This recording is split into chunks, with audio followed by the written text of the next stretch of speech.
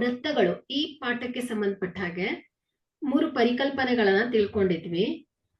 ವೃತ್ತಗಳ ಭಾಗಗಳನ್ನ ಅರ್ಥ ಮಾಡ್ಕೊಂಡಿದ್ವಿ. ಅದೇ ರೀತಿ ಪ್ರಮೇಯವನ್ನ ಕಲ್ತಿದ್ವಿ. ಪ್ರಮೇಯ 10.1 ಮತ್ತು ಪ್ರಮೇಯ 10.2 ಕಲ್ತಿದ್ವಿ ಮಕ್ಕಳೇ.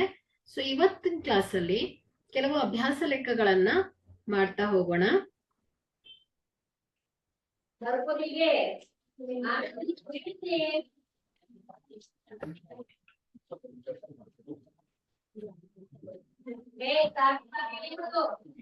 ಇಲ್ಲಿ ಪ್ರಶ್ನೆಯನ್ನ ಗಮನಿಸಿ. ಚಿತ್ರದಲ್ಲಿ PA ಮತ್ತು PBಗಳು ಸ್ಪರ್ಶಕಗಳಾಗಿವೆ ಹಾಗೂ ಕೋನ APB ಎಷ್ಟಿದೆ ಮಕ್ಕಳೇ? 80 ಡಿಗ್ರಿ ಇದೆ ಅಲ್ವಾ? ಸೊ APB ಎಷ್ಟಿದೆ? 80 ಡಿಗ್ರಿ ಇದೆ. ಅದೇ ರೀತಿ AOBಗೆ ಸಮನಾದದ್ದು, ಇಲ್ಲಿ AOBಗೆ ಸಮನಾದದ್ದು ಯಾವ್ದಾಗತ್ತೆ? ಇಲ್ಲಿ ಉತ್ತರವನ್ನ ಗಮನಿಸಿ. 80 ಡಿಗ್ರಿ, B 100 ಡಿಗ್ರಿ ಇದೆ, C 180 ಡಿಗ್ರಿ ಇದೆ, D 360 ಡಿಗ್ರಿ ಇದೆ. ನೋಡಿ ಇಲ್ಲಿ ಮಕ್ಕಳೇ, ಕೋನ A ಮತ್ತು ಕೋನ B ಅನ್ನ ಗಮನಿಸಿ. ಸೊ ಇಲ್ಲಿ ಏನಾಗ್ತಾ ಇದೆ? OA ಏನಾಗಿದೆ? ತ್ರಿಜ್ಯ. ಅದೇ ರೀತಿ OB ಏನಾಗಿದೆ? ತ್ರಿಜ್ಯವಾಗಿದೆ. AP ಮತ್ತು BPಗಳು ಬಾಹ್ಯ ಬಿಂದುವಿನಿಂದ ಎಳೆದ ಸ್ಪರ್ಶಕಗಳು ಮಕ್ಕಳೇ. ಈಗಾಗಲೇ ನೀವು ಪ್ರಮೇಯ 10.1 ನೋಡಿದ್ದೀರಾ. ಸೊ ಏನ್ ಹೇಳತ್ತೆ? ವೃತ್ತದ ಮೇಲಿನ ಯಾವುದೇ ಬಿಂದುವಿನಲ್ಲಿ ಎಳೆದ ಸ್ಪರ್ಶಕವು ಸ್ಪರ್ಶಕ ಬಿಂದುವಿನಲ್ಲಿ ಎಳೆದ ತ್ರಿಜ್ಯಕ್ಕೆ ಏನಾಗಿರುತ್ತೆ? ಲಂಬವಾಗಿರುತ್ತೆ. ಹಾಗಾಗಿ ಇಲ್ಲಿ ಕೋನ A ಏನಿರುತ್ತೆ ಮಕ್ಕಳೇ? 90 ಡಿಗ್ರಿ ಆಗಿರುತ್ತೆ. ಹಾಗೆ ಕೋನ B ಕೂಡ ಏನಾಗುತ್ತೆ ಹೇಳಿ? 90 ಡಿಗ್ರಿ ಆಗಿರುತ್ತೆ. ಸೊ ಇಲ್ಲಿ ಕೋನ P ಅಳತೆ ಗೊತ್ತಿದೆ. ಎಷ್ಟು? 80 ಡಿಗ್ರಿ ಅಂತ ಗೊತ್ತಿದೆ.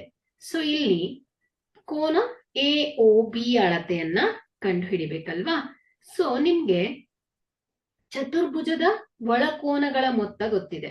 ಸೊ ಎಷ್ಟಿರತ್ತೆ? ಚತುರ್ಭುಜದ ಒಳಕೋನಗಳ ಮೊತ್ತ ಏನಿರತ್ತೆ ಮಕ್ಕಳೇ? 360 ಡಿಗ್ರಿ ಆಗಿರತ್ತೆ ಅಲ್ವಾ? ಸೊ ಹಾಗಾದ್ರೆ ಇದರ ಸಹಾಯದಿಂದ ನಾವೇನ್ ಮಾಡ್ಬೋದು? ಕೋನ AOB ಯ ಅಳತೆಯನ್ನ ಕಂಡು ಹಿಡಿಬಹುದು ಮಕ್ಕಳೇ. ಹೇಗೆ ಅಂತ ನೋಡ್ತಾ ಹೋಗೋಣ. ನೋಡಿ ಇಲ್ಲಿ ಕೋನ APB ಪ್ಲಸ್ ಕೋನ OAP ಅಲ್ವಾ? ಸೊ ಕೋನ OAP ಪ್ಲಸ್ ಕೋನ PBO, ಕೋನ PO ಪ್ಲಸ್ ಕೋನ AOB ಎಷ್ಟಿರತ್ತೆ? 360 ಡಿಗ್ರಿ ಆಗಿರತ್ತೆ. ಒಳಕೋನಗಳ ಮೊತ್ತ ಅಲ್ವಾ? ಸೊ ಇಲ್ಲಿ ಕೋನ APB ಎಷ್ಟಿದೆ? 80 ಡಿಗ್ರಿ ಆಗಿದೆ. ಪ್ಲಸ್ ಸೊ ನಮ್ಗಿಲ್ಲಿ ಈ ಒಂದು ಸ್ಪರ್ಶಕ ಪ್ರಮೇಯದ ಪ್ರಕಾರ ಕೋನ A ಮತ್ತು ಕೋನ B ಅಳತೆ ತಿಳಿದಿದೆ. ಎಷ್ಟಿದೆ ಮಕ್ಕಳೇ? 90 ಡಿಗ್ರಿ ಇದೆ. ಹಾಗಾಗಿ ಕೋನ OAP 90 ಡಿಗ್ರಿ ಪ್ಲಸ್ PBO ಎಷ್ಟಿದೆ? ಅದು ಕೂಡ 90 ಡಿಗ್ರಿ ಆಗಿದೆ. Plus AOB. ಸೊ ಟ್ರೈ ಮಾಡಿ ಉತ್ತರ ಎಷ್ಟು ಬರುತ್ತೆ ಅಂತ. 360 ಡಿಗ್ರಿ ಆಗತ್ತೆ. ಸೊ ಇಲ್ಲಿ 80 ಪ್ಲಸ್ 90 ಪ್ಲಸ್ 90 ಇವುಗಳನ್ನ ಕೂಡಿ ಸೊ ಎಷ್ಟು ಬರುತ್ತೆ? 90 ಪ್ಲಸ್ 90 ಎಷ್ಟು ಬರುತ್ತೆ? 180 ಪ್ಲಸ್ 80 ಎಷ್ಟಾಗತ್ತೆ? 260 ಡಿಗ್ರಿ ಆಗತ್ತೆ. ಪ್ಲಸ್ AOB, ಕೋನ AOB ಈಕ್ವಲ್ ಟು 360 ಡಿಗ್ರಿ ಆಗತ್ತೆ. ಸೊ ಕೋನ AOB ಏನಾಗತ್ತೆ ಹೇಳಿ? 360 ಡಿಗ್ರಿ ಮೈನಸ್ 260 ಡಿಗ್ರಿ ಆಗತ್ತೆ. ಹಾಗಾದ್ರೆ ಇಲ್ಲಿ ಕೋನ AOB ಎಷ್ಟು ಬರ್ತಾ ಇದೆ ಹೇಳ್ತೀರಾ? 100 ಡಿಗ್ರಿ ಆಗತ್ತೆ. ಹಾಗಾದ್ರೆ ಇಲ್ಲಿ ಕೋನ AOB ಎಷ್ಟಾಗತ್ತೆ ಹೇಳಿ? 100 ಡಿಗ್ರಿ. ಸೊ ಏನ್ ಹೇಳಿದೀನಿ ಇಲ್ಲಿ? ಚತುರ್ಭುಜದಲ್ಲಿ ಒಳಕೋನಗಳ ಮೊತ್ತ ಏನಾಗತ್ತೆ? 360 ಡಿಗ್ರಿ ಇದೆ. ನೋಡಿ ಇಲ್ಲಿ 90 ಪ್ಲಸ್ 90 ಸೇರಿದಾಗ 180, ಇಲ್ಲಿ 100 ಪ್ಲಸ್ 80 ಸೇರಿದಾಗ 180. ಸೊ ಒಟ್ಟು ಮೊತ್ತ ಎಷ್ಟಾಗತ್ತೆ? 360ಕ್ಕೆ ಸಮನಾಗತ್ತೆ. ಹಾಗಾಗಿ ಇಲ್ಲಿ ಕೋನ AOB ಅಳತೆ ಎಷ್ಟು ಬಂದಿದೆ? 3 ಡಿಗ್ರಿ ಬಂದಿದೆ. ಬಿ ಹಾಗಾದ್ರೆ ಇದಕ್ಕೆ ಸರಿಯಾದ ಉತ್ತರ ಆಗತ್ತೆ ಮಕ್ಕಳೇ. ಮುಂದಿನ ಪ್ರಶ್ನೆಗೆ ಹೋಗೋಣ. ನೋಡಿ, ಇಲ್ಲಿ ಬಾಹ್ಯ ಬಿಂದುವಿನಿಂದ ಒಂದು ವೃತ್ತಕ್ಕೆ ಎಳೆದ 2 ಸ್ಪರ್ಶಕಗಳ ನಡುವಿನ ಕೋನ ಹಾಗೂ ಸ್ಪರ್ಶ ಬಿಂದುಗಳನ್ನು ವೃತ್ತ ಕೇಂದ್ರಕ್ಕೆ ಸೇರಿಸುವಂತೆ ಎಳೆದ ರೇಖಾಖಂಡಗಳ ನಡುವಿನ ಕೋನಗಳು ಪರಿಪೂರಕಗಳಾಗಿರುತ್ತೆ ಎಂದು ಸಾಧಿಸಿ. ನೋಡಿ ಮಕ್ಕಳ, ಇಲ್ಲಿ ಪ್ರಶ್ನೆಯಲ್ಲಿ ಬಾಹ್ಯ ಬಿಂದುವಿನಿಂದ ಒಂದು ವೃತ್ತಕ್ಕೆ ಎಳೆದ 2 ಸ್ಪರ್ಶಕಗಳು. ಸೊ ಇಲ್ಲಿ ಚಿತ್ರವನ್ನ ಬಿಡಿಸ್ಕೊಳ್ಳೋಣ. ಸೊ ಒಂದು ವೃತ್ತಕ್ಕೆ ಏನ್ ಮಾಡ್ತಾ ಇದ್ದಾರೆ, ಬಾಹ್ಯ ಬಿಂದುವಿನಿಂದ ಸ್ಪರ್ಶಕವನ್ನ ಎಳಿತಾ ಇದ್ದಾರೆ. ಸೊ ಹೀಗಿದೆ. ಸೊ ಇದು ವೃತ್ತ ಕೇಂದ್ರ O. ಸೊ ಇದನ್ನ P ಅಂತ ತಗೊಳ್ಳೋಣ, ಬಾಹ್ಯ ಬಿಂದು. AB ಸ್ಪರ್ಶ ಬಿಂದು AB. ಸೊ ಇಲ್ಲಿ ವೃತ್ತಕ್ಕೆ ಎಳೆದ ಸ್ಪರ್ಶಕಗಳ ನಡುವಿನ ಕೋನ ಅಂದ್ರೆ ಯಾವ್ದಾಗತ್ತೆ ಹೇಳಿ, ಹೇಳ್ತೀರಾ? ಸ್ಪರ್ಶಕಗಳ ನಡುವಿನ ಕೋನ, ಸ್ಪರ್ಶಕಗಳ ನಡುವಿನ ಕೋನ ಯಾವುದು ಹೇಳಿ? PA ಮತ್ತು PBಗಳು ಸ್ಪರ್ಶಕಗಳು. ಹಾಗಾಗಿ ಇಲ್ಲಿ ಸ್ಪರ್ಶಕಗಳ ನಡುವಿನ ಕೋನ ಯಾವ್ದಾಗತ್ತೆ ಹೇಳಿ? APB ಆಗತ್ತೆ ಅಲ್ವಾ? ಸೊ ಇದು APB. ಮತ್ತು ಸ್ಪರ್ಶ ಬಿಂದುಗಳನ್ನು ವೃತ್ತ ಕೇಂದ್ರಕ್ಕೆ ಸೇರಿಸುವಂತೆ ಎಳೆದ 2 ರೇಖಾಖಂಡಗಳ ನಡುವಿನ ಕೋನ ಅಂದ್ರೆ ಯಾವ್ದಾಯ್ತು? ಇದು ಸ್ಪರ್ಶ ಬಿಂದು ಅಲ್ವಾ? A ಮತ್ತು B ಏನಾಗತ್ತೆ ಹೇಳಿ? ಸ್ಪರ್ಶ ಬಿಂದು. ಸೊ ಈ ಸ್ಪರ್ಶ ಬಿಂದುವಿನಿಂದ ಈ ವೃತ್ತ ಕೇಂದ್ರಕ್ಕೆ ಎಳೆದ ರೇಖಾಖಂಡಗಳು ಅಂದ್ರೆ ಈ AOB. ಸೊ ಇದಾಗತ್ತೆ. ಇವುಗಳ ನಡುವಿನ ಕೋನಗಳು ಏನಾಗಿರುತ್ತೆ? ಪರಿಪೂರಕಗಳು. ಸೊ ಅಂದ್ರೆ ಇಲ್ಲಿ ಕೋನ P ಮತ್ತು ಕೋನ A ಗಳು ಏನಾಗಿರುತ್ತೆ ಹೇಳಿ? ಪರಿಪೂರಕ ಅಂದ್ರೆ ಏನ್ ಹೇಳಿ? ಇವುಗಳ ಮೊತ್ತ ಏನಾಗಿರುತ್ತೆ? 180 ಡಿಗ್ರಿ ಆಗಿರುತ್ತೆ. ಒಂದಕ್ಕೊಂದು ಪೂರಕ ಅಂತ ಹೇಳ್ತೇವೆ. ಸೊ ಇವುಗಳನ್ನ ಏನಂತ ಹೇಳ್ಬೇಕು ನಾವು? ಕೋನ APB ಪ್ಲಸ್ ಕೋನ AOB ಏನಾಗಿರುತ್ತೆ? 180 ಡಿಗ್ರಿ ಆಗಿರುತ್ತೆ ಅಂತ ನಾವು ಸಾಧಿಸ್ಬೇಕು ಮಕ್ಕಳೇ. ಸೊ ಈಗ ನಾವು ಹೇಗ್ ಸಾಧಿಸೋದು ಅಂತ ನೋಡ್ತಾ ಹೋಗೋಣ. ಇಲ್ಲಿ ಕೊಟ್ಟಿರುವ ಅಂಶ ಏನಿದೆ, O ಅನ್ನೋ ವೃತ್ತ ಕೇಂದ್ರದಿಂದ ರಚಿಸಿದ ವೃತ್ತಕ್ಕೆ PA ಏನಾಗಿದೆ ಮಕ್ಕಳೇ? PBಗೆ PA ಮತ್ತು PBಗಳು ಬಾಹ್ಯ ಬಿಂದುವಿನಿಂದ ಎಳೆದ ಸ್ಪರ್ಶಕಗಳು ಅಲ್ವಾ? ಹಾಗಾದ್ರೆ ಇಲ್ಲಿ PA ಮತ್ತು PBಗಳ ಉದ್ದ ಏನಾಗಿರುತ್ತೆ? PA ಮತ್ತು PBಗಳ ಉದ್ದ ಏನಾಗಿರುತ್ತೆ? ಹೇಗಿರುತ್ತೆ PA ಮತ್ತು PBಗಳ ಉದ್ದ? 2 ಸಮನಾಗಿರುತ್ತೆ. ಈಗಾಗಲೇ ನೀವು ಪ್ರಮೇಯ 2ಅನ್ನ ನೋಡಿದ್ದೀರಾ. ಸೊ ಇಲ್ಲಿ ಬಾಹ್ಯ ಬಿಂದುವಿನಿಂದ ಎಳೆದ ಸ್ಪರ್ಶಕಗಳ ಉದ್ದಗಳು ಸಮನಾಗಿರುತ್ತೆ. ಹಾಗಾಗಿ ಇಲ್ಲಿ PA ಉದ್ದ ಮತ್ತು PBಗಳ ಉದ್ದ ಸಮನಾಗಿರುತ್ತೆ. ಸೊ ಇವುಗಳು ಗೊತ್ತಿದೆ ನಿಮ್ಗೆ. ಸೊ ಇಲ್ಲಿ ನಾವೇನ್ ಮಾಡ್ಬೇಕಾಗಿದೆ? ಇವುಗಳು ಪರಿಪೂರಕಗಳು ಅಂದ್ರೆ APB ಕೋನ AOB ಇವುಗಳ ಮೊತ್ತ 180 ಡಿಗ್ರಿ ಆಗಿರುತ್ತೆ ಅಂತ ಹೇಳ್ಬೇಕು. ಸೊ ಈಗ ನಾವೇನ್ ಮಾಡೋಣ? ಸೊ ನಿಮ್ಗಿಲ್ಲಿ ಈ ಒಂದು ವೃತ್ತ ಕೇಂದ್ರ, ಸೊ ಇಲ್ಲಿ ಇನ್ನೊಮ್ಮೆ ಬಿಡಿಸ್ಕೊತೇನೆ, ಬಾಹ್ಯ ಬಿಂದು,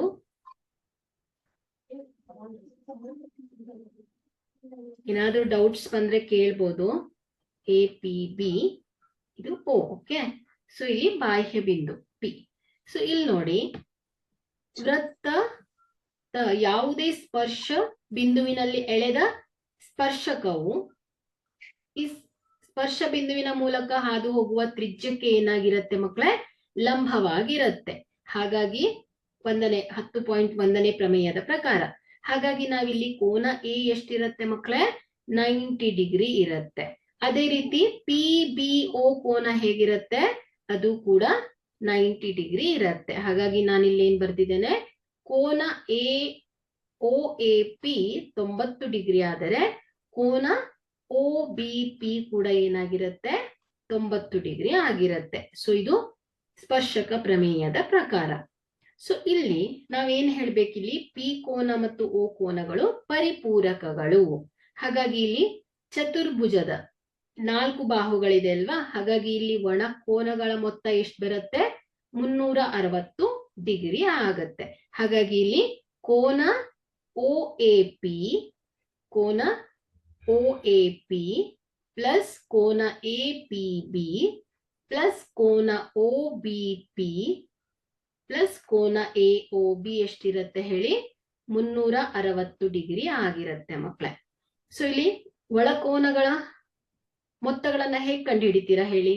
ಇದಕ್ಕೆ ಒಂದು ಫಾರ್ಮುಲಾ ಇದೆ ಅಲ್ವಾ, n-1 × 180 ಡಿಗ್ರಿ. ಸೊ ನೋಡಿ, ಇಲ್ಲಿ ಬಾಹುಗಳ ಸಂಖ್ಯೆಗಳನ್ನ ಹಾಕ್ಬೇಕಿಲ್ಲಿ. ನೋಡಿ, ಬಾಹುಗಳು ಎಷ್ಟಿದೆ ಇಲ್ಲಿ? 1 2 3 4. ಸೊ 4 - 1 × 180. ನೋಡಿ, 3 × 180 ಅಂದ್ರೆ ಏನಾಗತ್ತೆ?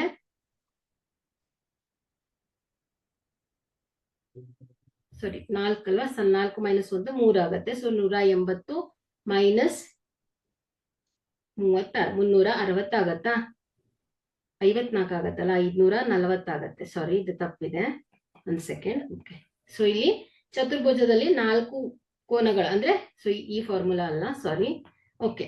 ಸೊ ಇಲ್ಲಿ ಇದೇನಾಗತ್ತೆ? 360 ಡಿಗ್ರಿ ಆಗತ್ತೆ. ಸೊ ಇಲ್ಲೇನಾಯ್ತು ಹೇಳಿ? OAP ಅಲ್ವಾ? ಸೊ OAP ಎಷ್ಟಿದೆ? 90 ಡಿಗ್ರಿ ಇದೆ. So plus APB. So APB ಯ ಅಳತೆ ಗೊತ್ತಿಲ್ಲ ನಮ್ಗೆ, ಹಾಗಾಗಿ ಕೋನ APB ಅನ್ನ ಹಾಗೆ ಇಟ್ಕೊಳ್ತೀನಿ. Plus OBP. ಸೊ ಇಲ್ಲಿ ಈ ಒಂದು ಸ್ಪರ್ಶಕ ಪ್ರಮೇಯದ ಪ್ರಕಾರ OBP ಏನಾಗತ್ತೆ ಹೇಳಿ? 90 ಡಿಗ್ರಿ ಆಗತ್ತೆ. ಹಾಗಾಗಿ ಇದೇನಾಗತ್ತೆ? 90 degree. Plus AOB. So AOB ಎಷ್ಟಿದೆ? ಇದು ಕೂಡ ನಮ್ಗೆ ಗೊತ್ತಿಲ್ಲ ಅಳತೆ, ಹಾಗಾಗಿ ಇದೇನಾಗತ್ತೆ? ಈಕ್ವಲ್ ಟು 360 ಡಿಗ್ರಿ ಆಗತ್ತೆ. ಸೊ ಇಲ್ಲಿ 90 ಡಿಗ್ರಿ ಪ್ಲಸ್ 90 ಡಿಗ್ರಿ. ಸೊ ಇದೇನಾಗತ್ತೆ? 180 ಡಿಗ್ರಿ ಆಗತ್ತೆ. ಸೊ ಇಲ್ಲಿ APB plus AOB equal to ಏನಾಗತ್ತೆ? 360 ಡಿಗ್ರಿ ಮೈನಸ್ ಲೆಫ್ಟ್ ಸೈಡ್ ಇದ್ದಿದ್ದು 180 ಡಿಗ್ರಿ ಏನಾಗತ್ತೆ?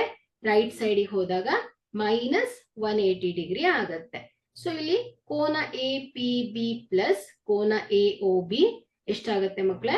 180 ಡಿಗ್ರಿ ಆಗತ್ತೆ. ಹಾಗಾದ್ರೆ ಇಲ್ಲಿ ಒಳಗಿನ ಕೋನಗಳು ಈ APB ಪ್ಲಸ್ AOB ಒಂದಕ್ಕೊಂದು ಪೂರಕವಾಗಿರುತ್ತೆ. ಹಾಗಾಗಿ ಇವುಗಳ ಮೊತ್ತ ಏನಾಗಿರುತ್ತೆ ಮಕ್ಕಳೇ? 180 ಡಿಗ್ರಿ ಆಗಿರುತ್ತೆ. ಓಕೆ.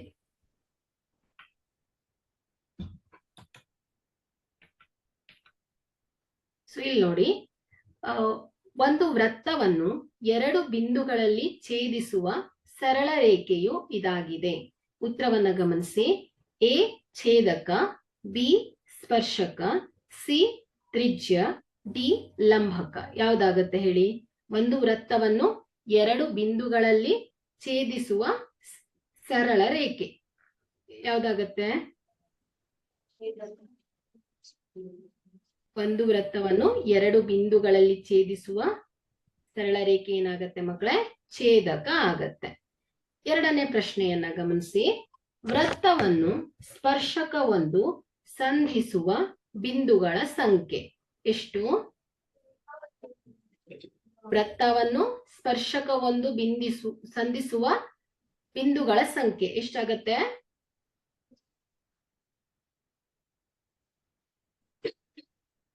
1 ಅಲ್ವಾ? ಸ್ಪರ್ಶಕ ಒಂದು ಸಂಧಿಸುವ ಬಿಂದುಗಳು ಕೇವಲ ಒಂದೇ ಒಂದು ಬಿಂದುವಿನಲ್ಲಿ ಸಂಧಿಸುತ್ತೆ, ಇದನ್ನ ಸ್ಪರ್ಶ ಬಿಂದು ಅಂತ ಹೇಳ್ತೇವೆ. ಸೊ ಅದೇ ರೀತಿ ಮೂರನೇ ಪ್ರಶ್ನೆಯನ್ನ ಗಮನಿಸಿ. ವೃತ್ತವು ಹೊಂದಿರಬಹುದಾದ ಸ್ಪರ್ಶಕಗಳ ಸಂಖ್ಯೆ. ವೃತ್ತವು ಹೊಂದಿರಬಹುದಾದ ಸ್ಪರ್ಶಕಗಳ ಸಂಖ್ಯೆ ಹೇಳ್ತೀರಾ ಯಾರಾದ್ರೂ?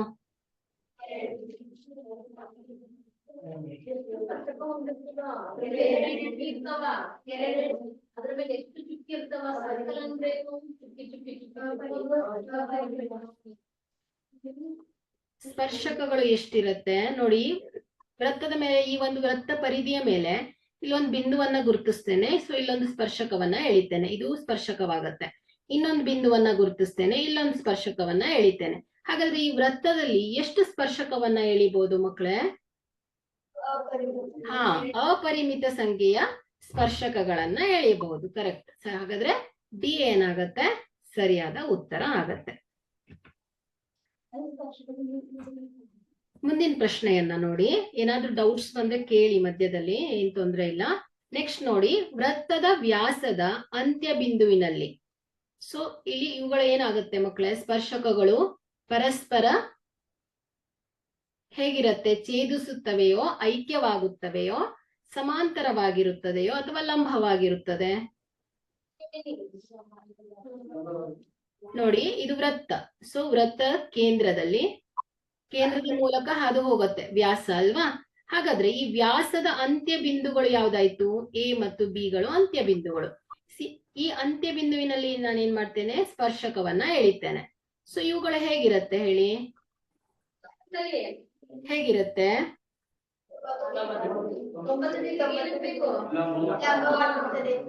ಸಮಾಂತರವಾಗಿರುತ್ತೆ ಅಂತ ನೋಡಿ. ಇಲ್ಲಿ ಈ ಸ್ಪರ್ಶಕಗಳು ಎರಡು ಏನಾಗಿರುತ್ತೆ? ಈ ಎರಡು ಸ್ಪರ್ಶಕಗಳು ಅಂದ್ರೆ ಸ್ಪರ್ಶಕಗಳು ಹೇಗಿರುತ್ತೆ? ಒಂದಕ್ಕೊಂದು ಸಮಾಂತರವಾಗಿರುತ್ತೆ ಅಲ್ವಾ?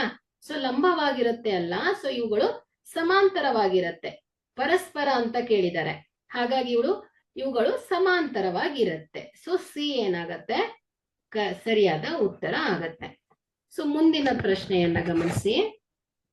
ಸೊ ಇಲ್ಲಿ ಚಿತ್ರದಲ್ಲಿ ಓ ವೃತ್ತ ಕೇಂದ್ರ, ಆದರೆ ಎ ಸಿ ಬಿ ಯ ಅಳತೆಯನ್ನ ಹೇಳ್ಬೇಕು. ಕೋನ ಎ ಸಿ ಬಿ, ಸೊ ಇದರ ಅಳತೆಯನ್ನ ಹೇಳ್ಬೇಕು ಮಕ್ಕಳೇ. ಸೊ ನೋಡಿ, ಇಲ್ಲಿ ಎ ಒ ಬಿ ಏನಿದೆ ಮಕ್ಕಳೇ? ಇಲ್ಲಿ ಎ ಒ ಬಿ ಅನ್ನೋದು, ಎ ಒ ಬಿ ಈ ಒಂದು ವೃತ್ತದ ವ್ಯಾಸ. ಸೊ ಇಲ್ಲಿ ಎ ಒ ಬಿ ಕೋನ ಎಷ್ಟು ಬರುತ್ತೆ ಹೇಳಿ? ಕೋನ ಎ ಒ ಬಿ ಅಳತೆ ಏನಿರುತ್ತೆ? ಸರಳ ರೇಖೆ, ಹೌದಲ್ವಾ? ಹಾಗಾದ್ರೆ ಇದರ ಕೋನದ ಅಳತೆ ಎಷ್ಟಿರತ್ತೆ ಹೇಳಿ? 180 ಡಿಗ್ರಿ ಆಗಿರುತ್ತೆ ಅಲ್ವಾ? ಸೊ ಇದು 180 ಡಿಗ್ರಿ ಆಗಿರುತ್ತೆ. ಹಾಗಾದ್ರೆ ಇಲ್ಲಿ ಕೋನ ಎ ಸಿ ಬಿ ಅಳತೆ ಎಷ್ಟು ಬರುತ್ತೆ? ಸೊ ಇಲ್ಲಿ ನೋಡಿ, ವೃತ್ತ ಕೇಂದ್ರದಲ್ಲಿನ ಕೋನವು ವೃತ್ತ ಪರಿಧಿಯ ಕೋನದ ದುಪ್ಪಟ್ಟಾಗಿರುತ್ತೆ ಅಂತ ಯಾವಾಗ್ಲೂ. ಹಾಗಾದ್ರೆ ಎಷ್ಟಿರ್ಬೋದು ಹೇಳಿ ಎ ಸಿ ಬಿ ಅಳತೆ? ವೃತ್ತ ಕೇಂದ್ರದಲ್ಲಿನ ಕೋನವು ಏನಾಗಿರುತ್ತೆ? ವೃತ್ತ ಪರಿಧಿಯ ಮೇಲಿನ ಕೋನದ ದುಪ್ಪಟ್ಟಾಗಿರುತ್ತೆ. ಅದನ್ನ ಹೇಗ್ ಬರಿಬಹುದು ನಾವು? ಮ್ಯಾಥಮೆಟಿಕಲಿ ಹೇಗ್ ಬರಿಬಹುದು ಅದನ್ನ? ವೃತ್ತ ಕೇಂದ್ರದಲ್ಲಿನ ಕೋನವು ವೃತ್ತ ಪರಿಧಿ ಯಾವ್ದು ಹೇಳಿ? ಎ ಸಿ ಬಿ ಅಲ್ವಾ? ಸೊ ಇದರ ದುಪ್ಪಟ್ಟಾಗಿರುತ್ತೆ ಅಂತ ಹೇಳುತ್ತೆ. ಸೊ ಹೀಗೆ ಈ ವ್ಯಾಖ್ಯಾನವನ್ನ ನಾವು ಗಣಿತೀಯವಾಗಿ ಹೀಗೆ ರೆಪ್ರೆಸೆಂಟ್ ಮಾಡ್ತೀವಿ. ಇಲ್ಲಿ ಎ ಒ ಬಿ ಗೊತ್ತಿದೆ ಎಷ್ಟು? 180 ಡಿಗ್ರಿ ಅಂತ. ಈಕ್ವಲ್ ಟು 2 ಇಂಟು ಕೋನ ಎ ಸಿ ಬಿ. ಸೊ ಈಗ ಹೇಳ್ತೀರಾ ಕೋನ ಎ ಸಿ ಬಿ ಎಷ್ಟು ಬರುತ್ತೆ ಅಂತ? ಸೊ ಕೋನ ಎ ಸಿ ಬಿ ಎಷ್ಟಾಗತ್ತೆ ಹೇಳಿ?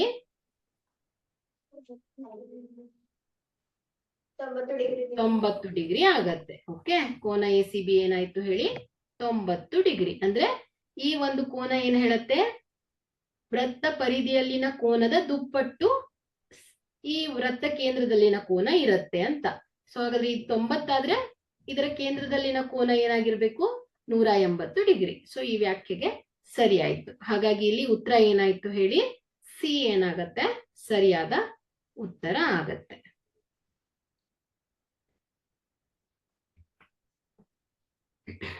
ಓಕೆ, ಇಲ್ಲಿ ಮುಂದಿನ ಪ್ರಶ್ನೆಯನ್ನ ಗಮನಿಸಿ. ಒಂದು ವೃತ್ತಕ್ಕೆ ಬಾಹ್ಯ ಬಿಂದುವಿನಿಂದ ಎಳೆಯಬಹುದಾದ ಸ್ಪರ್ಶಕಗಳ ಗರಿಷ್ಠ ಸಂಖ್ಯೆ ಎಷ್ಟು? 2. ಹೌದು, ಕರೆಕ್ಟ್ ಆಗಿದೆ. ಸ್ಪರ್ಶಕಗಳ ಸಂಖ್ಯೆ 2, ಸಿ ಆಗತ್ತೆ. ನೆಕ್ಸ್ಟ್ ನೋಡಿ, ಚಿತ್ರದಲ್ಲಿ ಓ ವೃತ್ತ ಕೇಂದ್ರ ಪಿ ಎ ಮತ್ತು ಪಿ ಬಿ ಗಳು ಸ್ಪರ್ಶಕಗಳು ಆದರೆ ಕೋನ ಎ ಒ ಬಿ ಪ್ಲಸ್ ಕೋನ ಎ ಪಿ ಬಿ ಎಷ್ಟಾಗತ್ತೆ ಹೇಳಿ? ಕೋನ ಎ ಒ ಬಿ ಪ್ಲಸ್ ಕೋನ ಎ ಪಿ ಬಿ. ಸೊ ಇವುಗಳು ಪರಿಪೂರಕಗಳು ಅಂದ್ರೆ ಏನಾಗತ್ತೆ ಹೇಳಿ? ಇವುಗಳ ಮೊತ್ತ ಏನಾಗಿರ್ಬೇಕು? 180 ಡಿಗ್ರಿ ಆಗಿರ್ಬೇಕು. ಹಾಗಾದ್ರೆ ಎ ಒ ಬಿ ಮತ್ತು ಎ ಪಿ ಬಿ ಗಳು ಪರಿಪೂರಕಗಳು. ಹಾಗಾಗಿ ಏನ್ ಹೇಳ್ಬೋದು? ಇವುಗಳ ಮೊತ್ತ ಎಷ್ಟು ಬರುತ್ತೆ? 180 ಡಿಗ್ರಿ ಆಗಿರತ್ತೆ. ಸೊ ಸಿ ಏನಾಗತ್ತೆ? ಸರಿಯಾದ ಉತ್ತರ. ನೋಡಿ, ಇಲ್ಲಿ ಇದು ಸ್ಪರ್ಶಕ ಬಿಂದು, ಸೊ ಹಾಗಾಗಿ ಇಲ್ಲಿ ಇದು 90 ಡಿಗ್ರಿ ಆಗಿರ್ಲೇಬೇಕು. ಸೊ ಇವು ಪರಿಪೂರಕಗಳು. ಸೊ ಇವುಗಳ ಮೊತ್ತ ಏನಾಗಿರ್ಬೇಕು, 180 ಡಿಗ್ರಿ ಆಗಿರ್ಲೇಬೇಕು. ಸೊ ಹೀಗೂ ಕೂಡ ನೀವು ಉಳಿದಿರುವ ಕೋನಗಳನ್ನ ಅಳತೆಗಳನ್ನ ಕಂಡು ಹಿಡಿಬಹುದು ಮಕ್ಕಳೇ. ಓಕೆ, ಸೊ ಇದನ್ನ ನೀವು ಟ್ರೈ ಮಾಡಿ. ಸೊ ಈಗಾಗಲೇ ಒಂದ್ ಲೆಕ್ಕಗಳನ್ನ ಮಾಡಿದೀವಿ ನಾವು, ಫಸ್ಟ್ ಲೆಕ್ಕವನ್ನ. ಸೊ ಟ್ರೈ ಮಾಡಿ. ಚಿತ್ರದಲ್ಲಿ ಕೋನ POQ ಎಷ್ಟಿದೆ, 110 ಡಿಗ್ರಿ ಆಗುವಂತೆ O ಕೇಂದ್ರವುಳ್ಳ ವೃತ್ತಕ್ಕೆ TP ಮತ್ತು TQ ಏನು ಸ್ಪರ್ಶಕಗಳು, ಬಾಹ್ಯ ಬಿಂದು T ನಿಂದ ಎಳೆದ ಸ್ಪರ್ಶಕಗಳು. ಹಾಗಾದರೆ ಕೋನ PTQ, ಕೋನ PTQ ನ ಅಳತೆಯನ್ನ ಹೇಳಿ. ಟ್ರೈ ಮಾಡಿ, 2 ನಿಮಿಷ ಟೈಮ್ ಕೊಡ್ತೇನೆ. ಟ್ರೈ ಮಾಡಿ, ಆನ್ಸರ್ ಏನ್ ಬರುತ್ತೆ ಹೇಳಿ.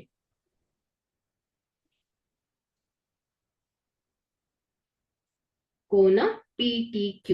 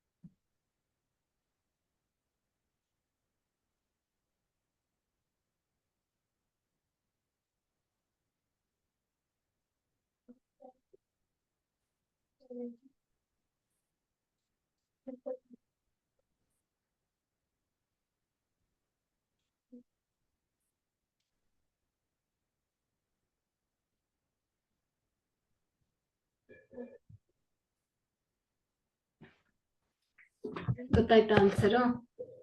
ಎಷ್ಟು ಬರುತ್ತೆ? 70 ಡಿಗ್ರಿ ಬರುತ್ತೆ ಅಲ್ವಾ? ಸೊ ನೀವು sum of the interior angle ಅಂದ್ರೆ ಈ ಚತುರ್ಭುಜದಲ್ಲಿ ಒಳಕೋನಗಳ ಮೊತ್ತಗಳನ್ನ ಯೂಸ್ ಮಾಡ್ಕೊಂಡು ಮಾಡ್ಬೇಕಂತಾನೂ ಇಲ್ಲ. ಸೊ ಇಲ್ಲಿ P ಅಳತೆ ಗೊತ್ತಿದೆ, Q ಅಳತೆ ಗೊತ್ತಿದೆ. ಸೊ ಇದು 90 ಡಿಗ್ರಿ ಆಗಿರುತ್ತೆ. ಪರಿಪೂರಕ ಕೋನಗಳು ಅಂದ್ರೆ ಕೇವಲ O ಮತ್ತು P ಕೋನಗಳ ಮೊತ್ತ ಏನಾಗಿರ್ಬೇಕು, 180 ಡಿಗ್ರಿ ಆಗಿರ್ಬೇಕು. ಸೊ ಇಲ್ಲಿ 180 ಡಿಗ್ರಿ, ಒಂದ್ ಕೋನದ ಅಳತೆ ಎಷ್ಟಿದೆ, 110 ಡಿಗ್ರಿ ಇದೆ. ಹಾಗಾದ್ರೆ ಇನ್ನೊಂದು ಕೋನದ ಅಳತೆ ಎಷ್ಟಿರ್ಬೇಕು, 70 ಆಗಿರ್ಲೇಬೇಕು. ಯಾಕಂದ್ರೆ ಇವುಗಳ ಮೊತ್ತ ಎಷ್ಟು ಬರ್ಬೇಕು ನಮ್ಗೆ, 180 ಡಿಗ್ರಿ ಆಗಿರ್ಬೇಕು ಮಕ್ಕಳೇ. ಸೊ ಇನ್ನೊಂದು ಲಾಸ್ಟ್ ಹೇಳಿದೆ ಅಲ್ವಾ. ಸೊ ಒಳಕೋನಗಳ ಮೊತ್ತಗಳನ್ನ ಹೇಗ್ ಕಂಡು ಹಿಡಿತೇವೆ ನೋಡಿ. ಇಲ್ಲಿ ಉದಾಹರಣೆಗೆ ಇಲ್ಲಿ ಚತುರ್ಭುಜ ಅಲ್ವಾ. ಸೊ ಚತುರ್ಭುಜದಲ್ಲಿ ಒಳಕೋನಗಳ ಮೊತ್ತ ಎಷ್ಟಿರ್ಬೇಕು ಮಕ್ಕಳೇ, 360 ಡಿಗ್ರಿ ಆಗಿರ್ಬೇಕು. ಸೊ ಇಲ್ಲಿ n-2 ಇಂಟು 180 ಡಿಗ್ರಿ ಆಗತ್ತೆ. ಸೊ ಇಲ್ಲಿ n ಅನ್ನೋದೇನು, ಬಾಹುಗಳ ಅಳತೆಗಳು. ಸೊ ಇಲ್ಲಿ ಬಾಹುಗಳು ಎಷ್ಟಿದೆ ಮಕ್ಕಳೇ, 4 ಇದೆ ಅಲ್ವಾ. So 4 - 2 into 180 degree. ಸೊ ಇದೇನಾಗತ್ತೆ, 4ರಲ್ಲಿ 2 ಹೋದ್ರೆ 2 ಇಂಟು 180 ಅಂದ್ರೆ ಏನಾಯ್ತು, 360 ಡಿಗ್ರಿ.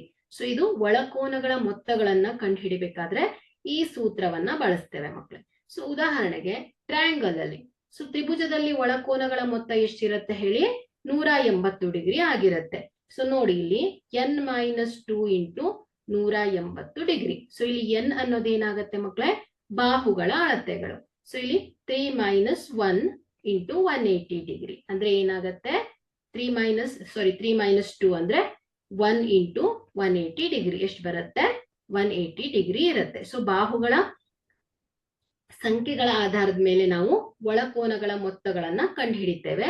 ಸೊ ಯಾವ ಒಂದು ಫಾರ್ಮುಲಾವನ್ನ ಬಳಸ್ತೇವೆ, n-2 ಇಂಟು 180 ಡಿಗ್ರಿ. ಓಕೆ, ಸರಿ, ನೆಕ್ಸ್ಟ್ ಹೋಗೋಣ. 6ನೇ ಪ್ರಶ್ನೆಯನ್ನ ಗಮನಿಸಿ. ವೃತ್ತ ಕೇಂದ್ರದಿಂದ 5 ಸೆಂಟಿಮೀಟರ್ ದೂರದಲ್ಲಿರುವ ಎ ಬಿಂದುವಿನಿಂದ ಎಳೆದ ಸ್ಪರ್ಶಕದ ಉದ್ದವು 4 ಸೆಂಟಿಮೀಟರ್ ಇದೆ. ವೃತ್ತದ ತ್ರಿಜ್ಯದ ಉದ್ದವನ್ನ ಕಂಡುಹಿಡಿಯಿರಿ. ಸೊ ಮೊದಲನೇದಾಗಿ ನಾವು ಚಿತ್ರವನ್ನ ಬಿಡಿಸೋಣ. ಇಲ್ಲಿ ಒಂದು ವೃತ್ತ. ಸೊ ಇಲ್ಲಿ ವೃತ್ತ. ಸೊ ವೃತ್ತ ಕೇಂದ್ರದಿಂದ 5 ಸೆಂಟಿಮೀಟರ್ ದೂರದಲ್ಲಿರುವ ಎ ಬಿಂದು ಅಂದ್ರೆ ಈ ವೃತ್ತ ಕೇಂದ್ರದಿಂದ 5 ಸೆಂಟಿಮೀಟರ್ ದೂರದಲ್ಲಿರುವ ಎ ಬಿಂದು. ಸೊ ಇದು ಎ ಬಿಂದು. ಎಳೆದ ಸ್ಪರ್ಶಕ ಅಂದ್ರೆ ಏನಾಯ್ತು ಹೇಳಿ, ಈ ಬಿಂದುವಿನಿಂದ ಇಲ್ಲಿ ಸ್ಪರ್ಶಕವನ್ನ ಎಳಿತೇನೆ. ಸೊ ಈ ಬಿಂದುವಿನಿಂದ ಎಳೆದ ಸ್ಪರ್ಶಕ. ಸೊ ಇದರ ಉದ್ದ ಎಷ್ಟಿದೆ ಹೇಳಿ, 4 ಸೆಂಟಿಮೀಟರ್ ಇದೆ. ಇದ್ದರೆ ವೃತ್ತದ ತ್ರಿಜ್ಯ, ಸೊ ಇದೇನಾಗತ್ತೆ ಹೇಳಿ, ವೃತ್ತದ ತ್ರಿಜ್ಯ ಆಗತ್ತೆ. ಸೊ ಇದನ್ನ ಕಂಡುಹಿಡಿಬೇಕಾಗಿದೆ ಮಕ್ಕಳೇ. ಸೊ ಇಲ್ಲಿ ನೋಡಿ, ಇಲ್ಲಿ ತ್ರಿಭುಜ ಫಾರ್ಮ್ ಆಗ್ತಾ ಇದೆ, ಓ ಪಿ ಎ. ಸೊ ಇಲ್ಲಿ ತ್ರಿಭುಜ ಏನ್ ಹೇಳಿ, O A P. O A P ಏನಾಗಿದೆ ಹೇಳಿ, ತ್ರಿಭುಜ. ಸೊ ಇಲ್ಲಿ ಓ ಪಿ ಎ ಏನಾಗತ್ತೆ ಹೇಳಿ, ಕೋನ ಓ ಪಿ ಎ ಎಷ್ಟಿರತ್ತೆ, 90 ಡಿಗ್ರಿ ಇರತ್ತೆ ಅಲ್ವಾ. ಯಾಕಂದ್ರೆ ಇಲ್ಲಿ ಓ ಪಿ ತ್ರಿಜ್ಯ, ಪಿ ಎ ಏನಾಗಿದೆ ಹೇಳಿ, ಸ್ಪರ್ಶಕ. ಸೊ ಇಲ್ಲಿ ಸ್ಪರ್ಶಕ ಪ್ರಮೇಯದ ಪ್ರಕಾರ ಕೋನ ಪಿ ಏನಾಗಿರ್ಬೇಕು, 90 ಡಿಗ್ರಿ ಆಗಿರ್ಬೇಕು ಅಲ್ವಾ.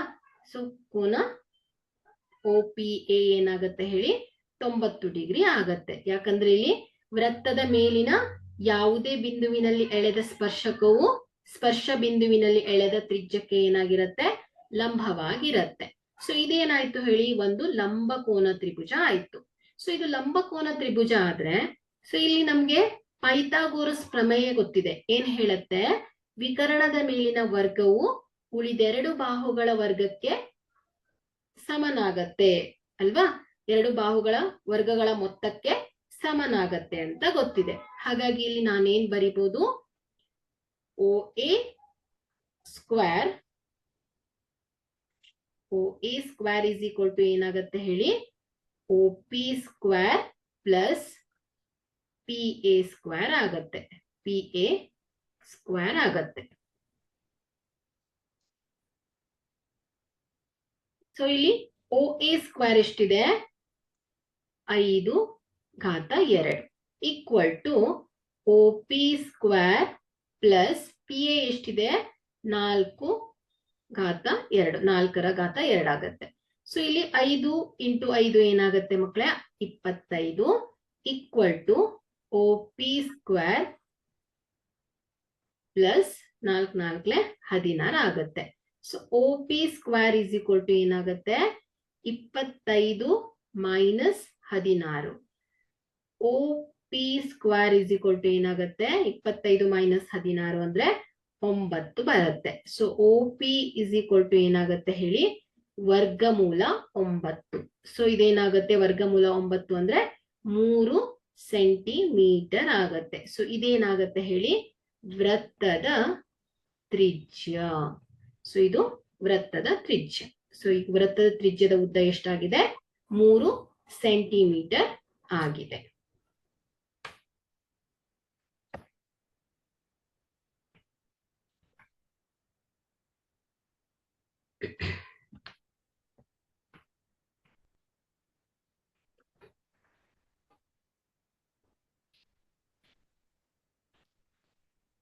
ಮುಂದಿನ ಪ್ರಶ್ನೆಗೆ ಹೋಗೋಣ.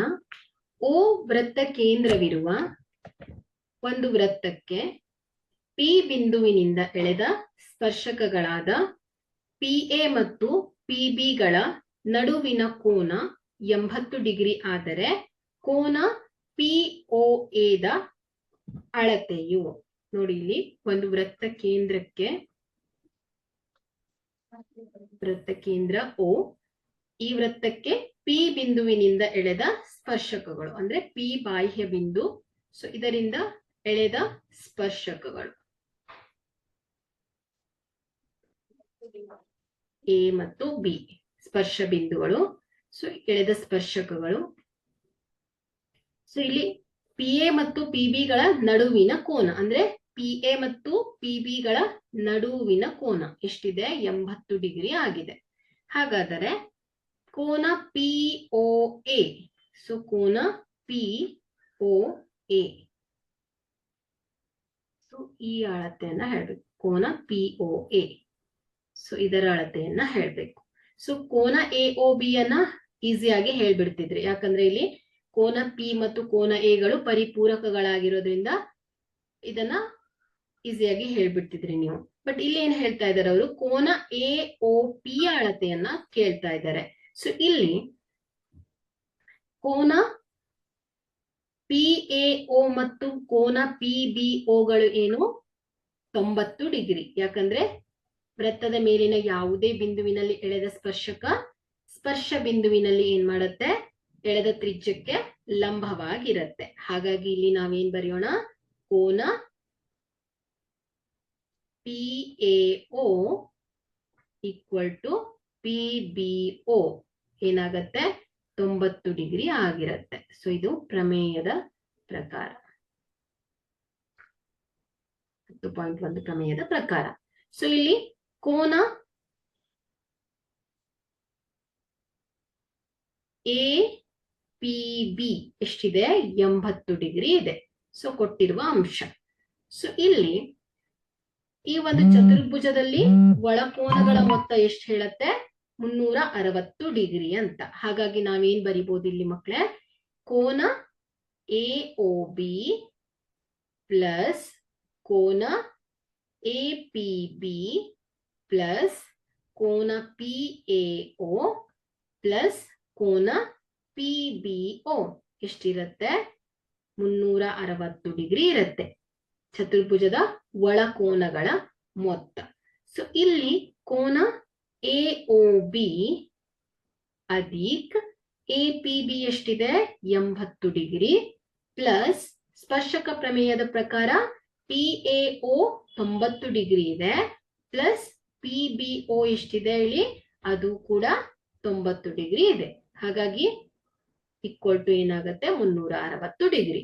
ಸೊ ಇವುಗಳನ್ನ ಕೂಡಿದಾಗ A O B plus 260 degree ಬರುತ್ತೆ, ಈಕ್ವಲ್ ಟು 360 ಡಿಗ್ರಿ ಆಗತ್ತೆ ಮಕ್ಕಳೇ. ಸೊ ಇಲ್ಲಿ ಕೋನ ಎ ಒ ಬಿ ಎಷ್ಟು ಬರುತ್ತೆ ಹೇಳಿ, 360 ಡಿಗ್ರಿ ಮೈನಸ್ 260 ಡಿಗ್ರಿ ಮಾಡಿದಾಗ ಇದೆಷ್ಟು ಬರುತ್ತೆ, 100 ಡಿಗ್ರಿ ಆಗತ್ತೆ.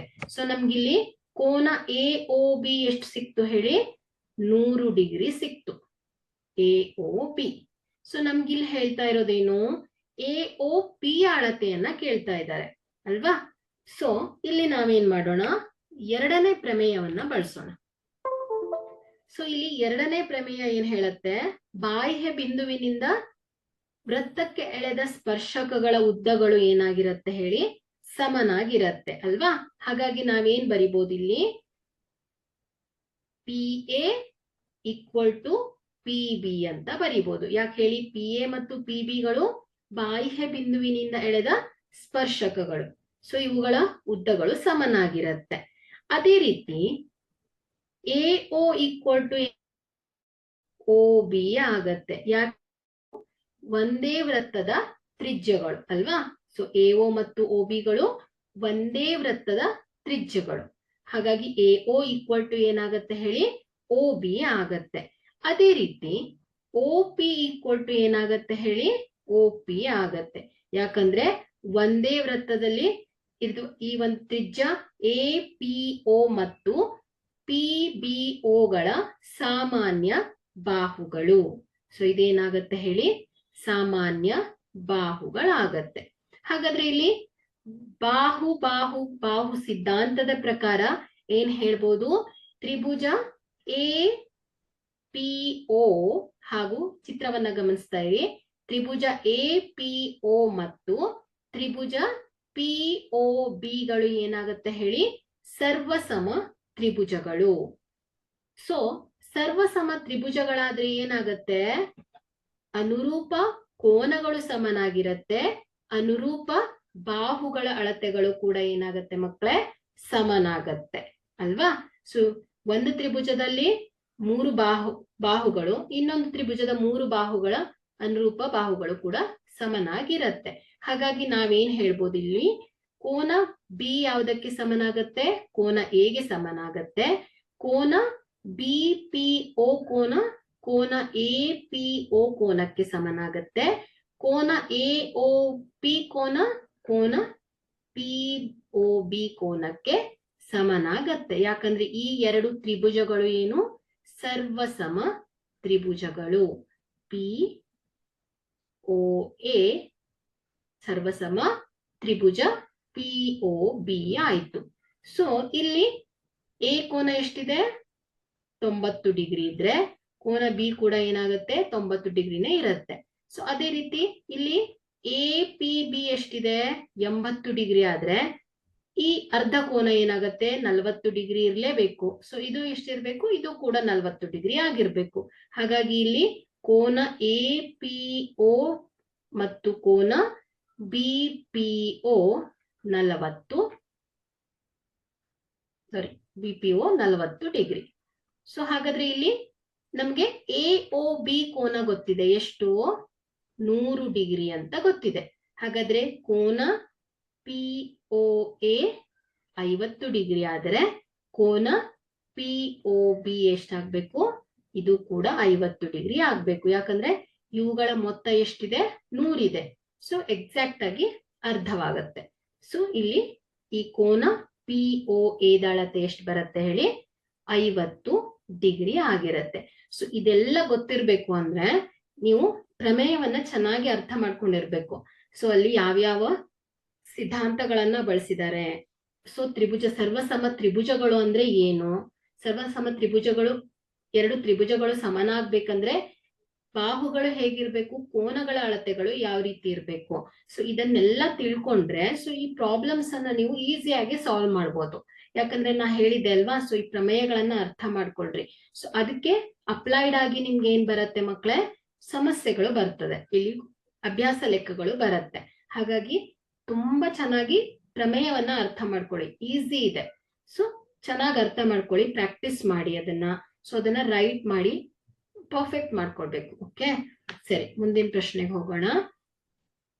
ಚಿತ್ರದಲ್ಲಿ ಪಿ ಕ್ಯೂ ಮತ್ತು ಪಿ ಆರ್ ಗಳು ಸ್ಪರ್ಶಕಗಳು. ಸೊ ಇಲ್ಲಿ ಪಿ ಕ್ಯೂ ಮತ್ತು ಪಿ ಆರ್ ಏನಾಗಿದೆ ಹೇಳಿ, ಸ್ಪರ್ಶಕವಾಗಿದೆ. ಚಿತ್ರವನ್ನ ಗಮನಿಸಿ.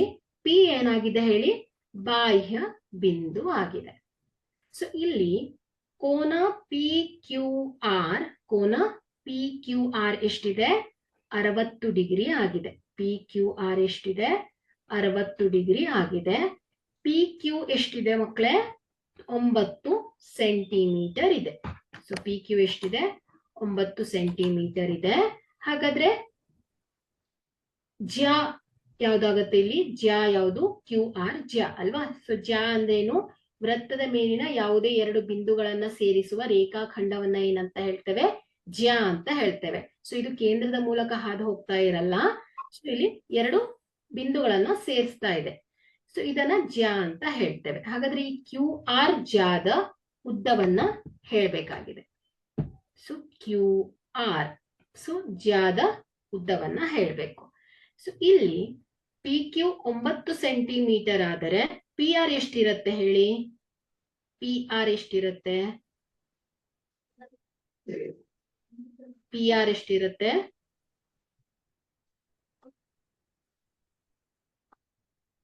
ಪಿ ಕ್ಯೂ ಮತ್ತು ಪಿ ಆರ್ ಗಳು ಬಾಹ್ಯ ಬಿಂದುವಿನಿಂದ ಎಳೆದ ಸ್ಪರ್ಶಕಗಳು. ಸೊ ಪ್ರಮೇಯ 10.2 ಏನ್ ಹೇಳುತ್ತೆ, ಬಾಹ್ಯ ಬಿಂದುವಿನಿಂದ ಎಳೆದ ವೃತ್ತಕ್ಕೆ ಎಳೆದ ಸ್ಪರ್ಶಕಗಳ ಉದ್ದವುಗಳು ಸಮನಾಗಿರುತ್ತೆ. ಹಾಗಾಗಿ ಪಿ ಕ್ಯೂ 9 ಸೆಂಟಿಮೀಟರ್ ಆದರೆ ಪಿ ಆರ್ ಕೂಡ ಏನಾಗುತ್ತೆ ಹೇಳಿ, 9 ಸೆಂಟಿಮೀಟರೇ ಆಗಿರ್ಬೇಕು ಅಲ್ವಾ. ಹಾಗಾಗಿ ಇಲ್ಲಿ ಪಿ ಕ್ಯೂ ಈಕ್ವಲ್ ಟು ಏನಾಗಿದೆ ಹೇಳಿ, ಪಿ ಆರ್ ಆಗಿದೆ. ಸೊ ನೋಡಿ ಇಲ್ಲಿ ಕೋನ ಕ್ಯೂ ಎಷ್ಟಿದೆ ಹೇಳಿ, 60 ಡಿಗ್ರಿ ಇದೆ. ಸೊ ಇಲ್ಲಿ ತ್ರಿಭುಜ ಪಿ ಆರ್ ಕ್ಯೂ ಅನ್ನ ಗಮನಿಸಿ. ಸೊ ತ್ರಿಭುಜ ಪಿ ಆರ್ ಕ್ಯೂ ಅನ್ನ ಗಮನಿಸಿ. ಸೊ ಇಲ್ಲಿ ಪಿ ಆರ್ ಬಾಹು ಪಿ ಕ್ಯೂ ಬಾಹುಗಳು ಸಮನಾಗಿದ್ರೆ ಸೊ ಅದರ ಅಭಿಮುಖ ಕೋನಗಳು ಏನಾಗಿರತ್ತೆ ಹೇಳಿ, ಸಮನಾಗಿರತ್ತೆ. ಹಾಗಾಗಿ ಕೋನ ಆರ್ ಏನಾಗತ್ತೆ ಹೇಳಿ, 60 ಡಿಗ್ರಿ ಆಗತ್ತೆ. ಯಾಕಂದ್ರೆ ಎರಡು ಬಾಹುಗಳು ಸಮನಾಗಿದ್ರೆ ಅದರ ಅಭಿಮುಖ ಕೋನಗಳ ಅಳತೆಗಳು ಕೂಡ ಸಮನಾಗಿರತ್ತೆ. ಹಾಗಾಗಿ ಕೋನ ಕ್ಯೂ ಆರ್ ಪಿ ಕೂಡ 60 ಡಿಗ್ರಿ ಆಗತ್ತೆ. ಸೊ ನಿಮ್ಗಿಲ್ಲಿ ಪಿ ಆರ್ ಬಾಹುವಿನ ಅಳತೆ ಗೊತ್ತಾಯ್ತು, ಕ್ಯೂ ಆರ್ ಪಿ ಕೋನದ ಅಳತೆಯು ಕೂಡ ಗೊತ್ತಾಯ್ತು. ಸೊ ಇಲ್ಲಿ ಇನ್ನೊಂದೇನು ಅಂಶ ಗೊತ್ತಿದೆ, ಈ ಕ್ಯೂ ಆರ್ ಪಿ ಏನು ಮಕ್ಕಳೇ? ತ್ರಿಭುಜ. ಸೊ ತ್ರಿಭುಜದ ಒಳಕೋನಗಳ ಮೊತ್ತ ಏನಿರ್ಬೇಕು ಹೇಳಿ? ತ್ರಿಭುಜದ ಒಳಕೋನಗಳ ಮೊತ್ತ 180 ಡಿಗ್ರಿ ಆಗಿರ್ಬೇಕು. ಹಾಗಾದ್ರೆ ಕೋನ R Q P plus Q R P plus Q P R ಎಷ್ಟಿರತ್ತೆ ಹೇಳಿ? 180 ಡಿಗ್ರಿ ಆಗಿರತ್ತೆ. ಸೊ ಇಲ್ಲಿ ಆರ್ ಕ್ಯೂ ಪಿ ಎಷ್ಟಿದೆ? 60 ಪ್ಲಸ್ ಕ್ಯೂ ಆರ್ ಪಿ ಎಷ್ಟಿದೆ? 60 ಡಿಗ್ರಿ ಇದೆ plus Q P R equal to ಏನಾಗತ್ತೆ ಹೇಳಿ? 180 ಡಿಗ್ರಿ ಆಗತ್ತೆ. ಸೊ ಇದನ್ನ ಸಾಲ್ವ್ ಮಾಡಿದ್ರೆ ಓ ಕ್ಯೂ ಪಿ ಆರ್ ಎಷ್ಟು ಬರುತ್ತೆ? ಕ್ಯೂ ಪಿ ಆರ್ ಎಷ್ಟು ಬರುತ್ತೆ ಹೇಳಿ? 180 ಡಿಗ್ರಿ ಮೈನಸ್ 120 ಡಿಗ್ರಿ. ಸೊ ಎಷ್ಟಾಗತ್ತೆ ಹೇಳಿ?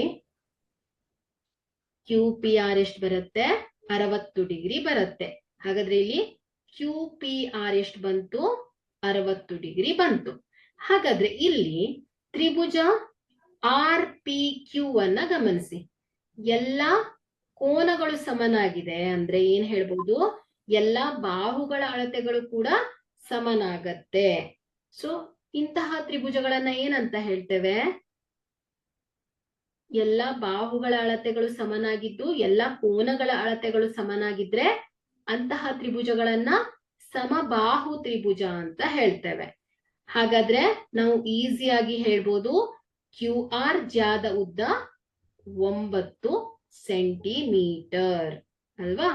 ಸೊ ಇಲ್ಲಿ ನಮಗೆ ಎಲ್ಲಾ ಕೋನಗಳ ಅಳತೆ ಸಮನಾಯ್ತು. ಹಾಗಾಗಿ ಬಾಹುಗಳ ಅಳತೆ ಸಮನಾಗಿರ್ಲೇಬೇಕು. ಯಾಕಂದ್ರೆ ಇದು ಸಮಬಾಹು ತ್ರಿಭುಜ. ಓಕೆ, ಹಾಗಾಗಿ ಕ್ಯೂ ಆರ್ ಜಾದ ಉದ್ದ ಎಷ್ಟು ಬಂದಿದೆ? 9 ಸೆಂಟಿಮೀಟರ್ ಆಗಿದೆ. ಅರ್ಥ ಆಯ್ತಾ ಮಕ್ಕಳೇ? ಅರ್ಥ ಆಗಿದ್ಯಾ? ಓಕೆ.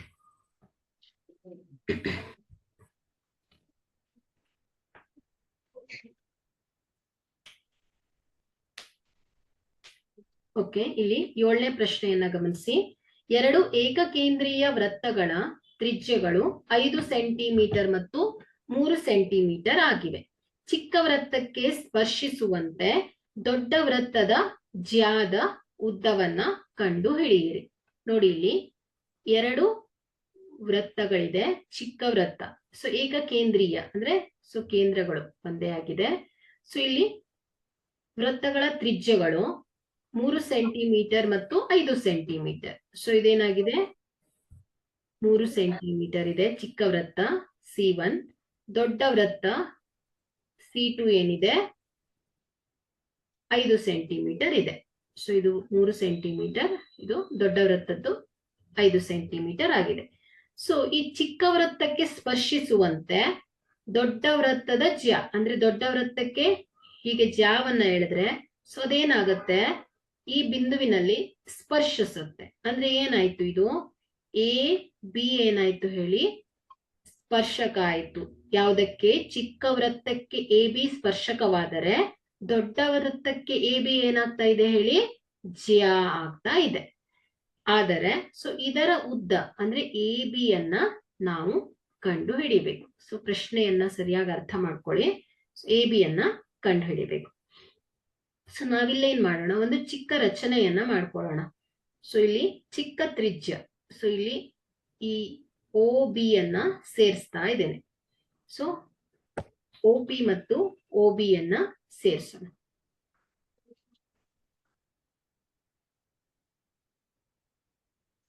ಓ ಪಿ ಮತ್ತು ಓ ಬಿ ಅನ್ನ ಸೇರಿಸೋಣ.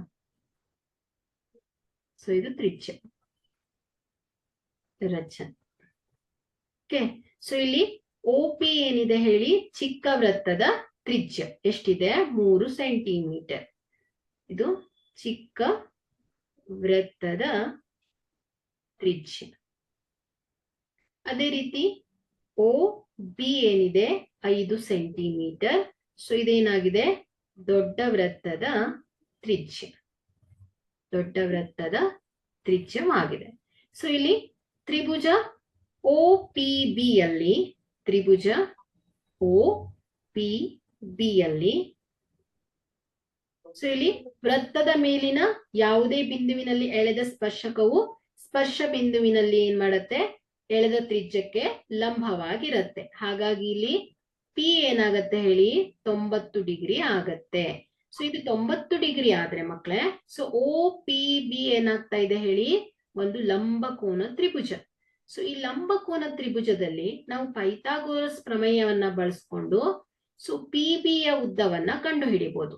ಸೊ ಓ ಪಿ ಏನಾಗಿದೆ, ಚಿಕ್ಕ ವೃತ್ತದ ತ್ರಿಜ್ಯ 3 ಸೆಂಟಿಮೀಟರ್. ಓ ಬಿ ಏನಾಗಿದೆ, ದೊಡ್ಡ ವೃತ್ತದ ತ್ರಿಜ್ಯ 5 centimetre. So P B, so ಇದು ಪಿ ಬಿ ಏನಾಗಿದೆ, ಸ್ಪರ್ಶಕವಾಗಿದೆ. ಸೊ ಇದರ ಅಳತೆಯನ್ನ ಪೈಥಾಗೋರಸ್ ಪ್ರಮೇಯವನ್ನ ಬಳಸ್ಕೊಂಡು ಕಂಡು ಹಿಡಿಬಹುದು. ಸೊ ಏನ್ ಹೇಳತ್ತೆ ಪೈಥಾಗೋರಸ್ ಪ್ರಮೇಯ, O B square is equal to ಏನಾಗತ್ತೆ, O P square plus P B square ಆಗತ್ತೆ. ವಿಕರಣದ ಮೇಲಿನ ವರ್ಗವು ಉಳಿದೆರಡು ಬಾಹುಗಳ ವರ್ಗಗಳ ಮೊತ್ತಕ್ಕೆ ಸಮನಾಗತ್ತೆ. ಸೊ ಇದೇನಾಯ್ತು, ಓ ಬಿ ಸ್ಕ್ವೇರ್ ಅಂದ್ರೆ 5 square equal to O P 3 square plus P B square ಆಗತ್ತೆ. ಸೊ ಇಲ್ಲಿ 5 5 25 ಈಕ್ವಲ್ ಟು 3 3 9 ಈಕ್ವಲ್ ಟು ಏನಾಗತ್ತೆ, ಪ್ಲಸ್ ಪಿ ಬಿ ಸ್ಕ್ವೇರ್ ಆಗತ್ತೆ. So P B square is equal to 25 minus 9. So ಇದೇನಾಗತ್ತೆ, 16 ಬರುತ್ತೆ. So ಇದನ್ನ P B equal to ಏನಾಗತ್ತೆ ಹೇಳಿ, so ಇಲ್ಲಿ ಬರೀತೇನೆ, P B equal to square root of 16, ವರ್ಗಮೂಲ 16. So P B equal to 4 centimetre. ಹಾಗಾದ್ರೆ ಇಲ್ಲಿ ಪಿ ಬಿ ಯ ಅಳತೆ ಬಂದಿದೆ, ಎಷ್ಟು ಬಂದಿದೆ, 4 ಸೆಂಟಿಮೀಟರ್. ಸೊ ಇಲ್ಲಿ ಎ ಬಿ ನಮ್ಗೆ ಬೇಕಾಗಿದ್ದು ಜ್ಯಾದ ಉದ್ದ ಬೇಕಾಗಿದೆ. ಸೊ ಜ್ಯಾ ಎ ಬಿ ಏನಾಗಿದೆ ಹೇಳಿ, A P plus P B ಆಗಿದೆ. ಸೊ ಇಲ್ಲಿ ಇದು ಲಂಬಕೋನ ಅಂದ್ರೆ ಏನಾಗುತ್ತೆ, ಒಂದು ಸ್ಪರ್ಶಕವನ್ನ ಅರ್ಧಿಸುತ್ತೆ, ಸಮಭಾಗಗಳನ್ನಾಗಿ ವಿಭಾಗಿಸುತ್ತೆ. ಹಾಗಾಗಿ ಪಿ ಬಿ 4 ಸೆಂಟಿಮೀಟರ್ ಇದ್ದರೆ ಎ ಪಿ ಕೂಡ 4 ಸೆಂಟಿಮೀಟರ್ ಆಗಿರುತ್ತೆ. ಹಾಗಾಗಿ A B is equal to ಏನಾಗತ್ತೆ ಹೇಳಿ, A P plus P B. So ಇದೇನ್ ಬಂತು, 4 ಪ್ಲಸ್ 4.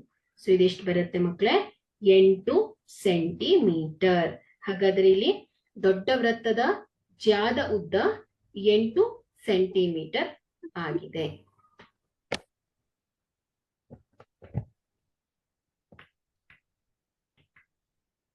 ಓಕೆ, ಕೊನೆಯ ಲೆಕ್ಕವನ್ನ ನೋಡೋಣ. ಎ ಬಿ ಸಿ ಡಿ ಚತುರ್ಭುಜದಲ್ಲಿ ವೃತ್ತವು ಅಂತಸ್ಥವಾಗಿದೆ.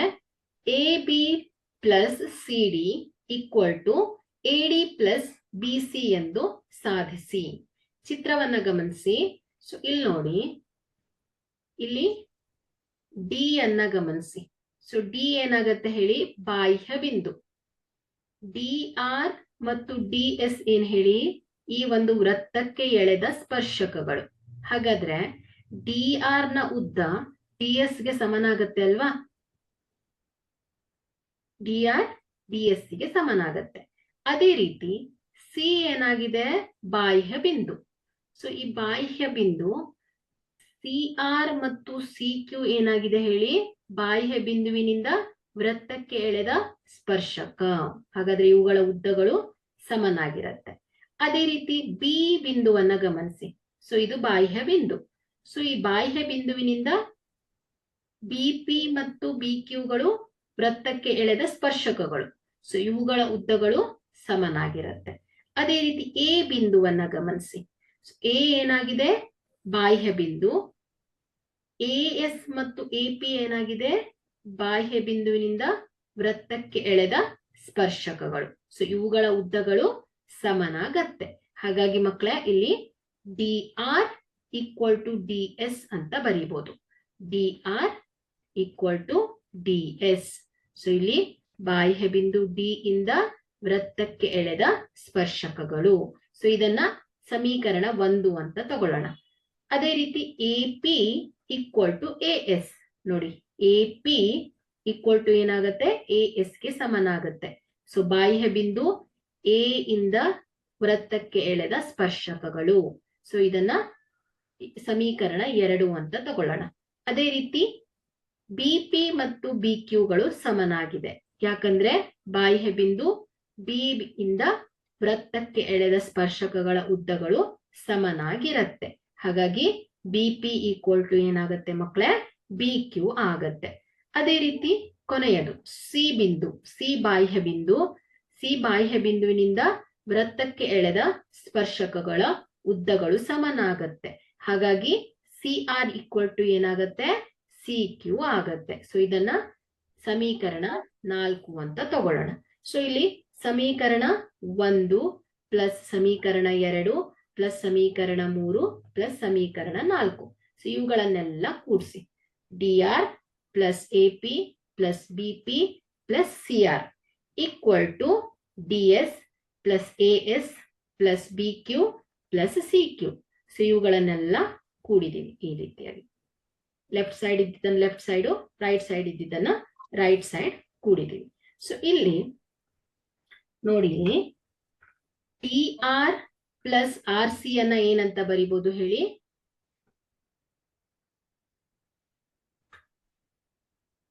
D R plus R C ಅನ್ನ ಸಿ ಡಿ ಅಂತ ಬರಿಬಹುದು. C Q plus Q B ಅನ್ನ ಬಿ ಸಿ ಅಂತ ಬರಿಬಹುದು. A P plus P B ಅನ್ನ ಎ ಬಿ ಅಂತ ಬರಿಬಹುದು. ಅದೇ ರೀತಿ A S plus S D ಅನ್ನ ಎ ಡಿ ಅಂತ ಬರಿಬಹುದು. ಸೊ ಇಷ್ಟೇ, B P plus A P, A B plus C D is equal to A D plus B C. So ಇದು ಸಾಧನೆ ಆಗಿದೆ ಮಕ್ಕಳೇ. ಸೊ ಇಲ್ಲಿಗೆ ಈ ವೃತ್ತಕ್ಕೆ ಸಂಬಂಧಿಸಿದ ಎಲ್ಲ ಲೆಕ್ಕಗಳು ಮುಗಿದು. ಕೆಲವೊಂದು ಬಿಟ್ಟಿರುವ ಲೆಕ್ಕಗಳು ಸಿಮಿಲರ್ ಇರೋದ್ರಿಂದ ನೀವು ಅದನ್ನ ಟ್ರೈ ಮಾಡಿ. ಸೊ ಇಲ್ಲಿ ಕಲ್ಸಿದೀನಲ್ವಾ, ಸೊ ಇಲ್ಲಿವರೆಗೆ ನಿಮ್ಗೆ ಏನಾದ್ರೂ ಡೌಟ್ಸ್ ಇದ್ರೆ, ಯಾವ್ದಾದ್ರು ಒಂದು ಪಾಯಿಂಟ್ಸ್ ಮೇಲೆ ನಿಮ್ಗೆ ಡೌಟ್ಸ್ ಇದ್ರೆ ಕೇಳ್ಬೋದು ಮಕ್ಕಳೇ.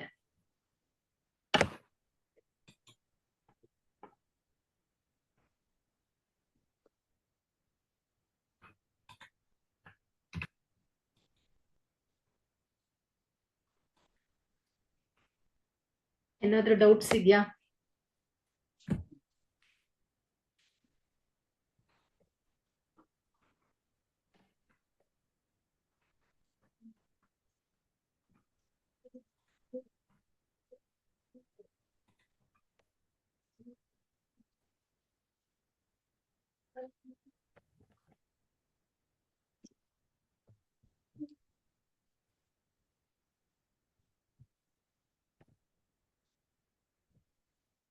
ಇಲ್ವಾ ಏನು ಡೌಟ್ಸ್?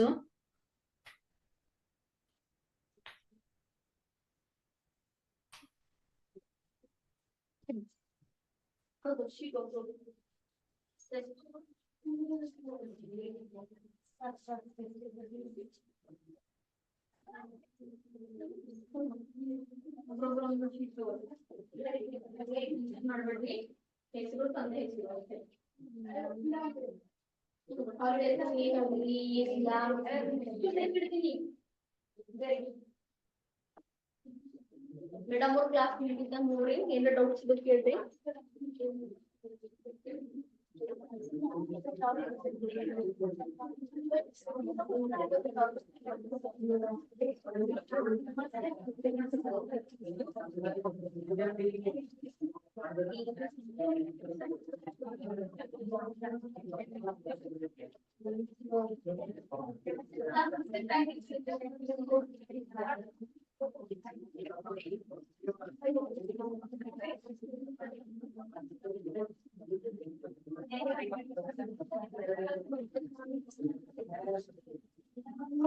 ಕೊಡ್ಮೇಲೆ ಮೇಡಮ್ ಅವ್ರ ಕ್ಲಾಸ್ ಇನ್ನಾದ್ರು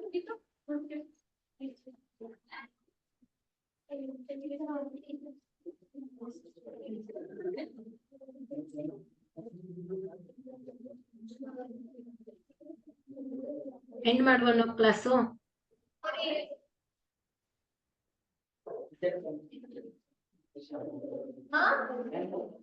ಇದು ತನ ಬರ್ಕೊಂಡಿಲ್ಲ ಕ್ಲಾಸ್ನಾಗ.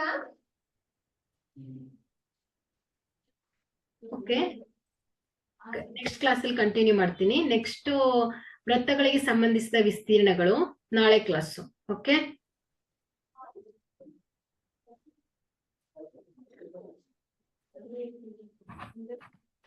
Thank you.